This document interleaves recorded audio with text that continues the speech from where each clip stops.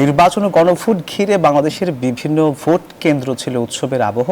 আমরা শুরু থেকে এমনটাই বলছিলাম এবং এই আয়োজনকে ঘিরে ইতিবাচক মূল্যায়ন দিয়েছেন একাধিক আন্তর্জাতিক পর্যবেক্ষক।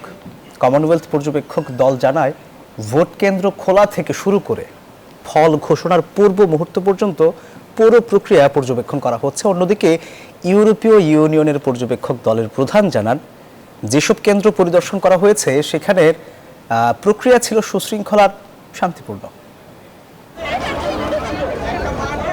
ত্রয়োদশ জাতীয় সংসদ নির্বাচন ও গণভোট পর্যবেক্ষণে কমপক্ষে ৩৯৪ জন আন্তর্জাতিক পর্যবেক্ষক ও ১৯৭ জন বিদেশি সাংবাদিক বাংলাদেশে এসেছেন। এক ভিন্ন আবহ তৈরি করল এবারের নির্বাচন।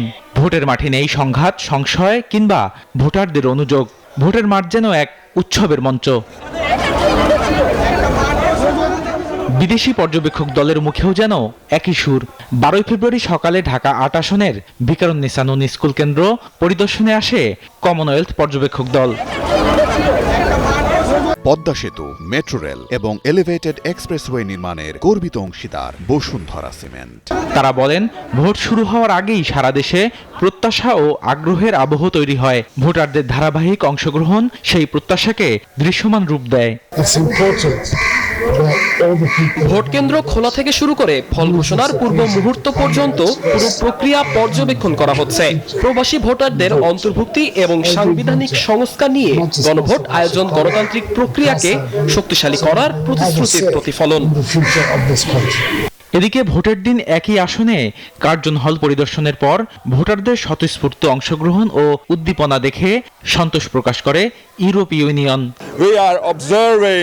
দুপুর পর্যন্ত আমরা ভোটারদের মধ্যে যথেষ্ট উদ্দীপনা দেখেছি।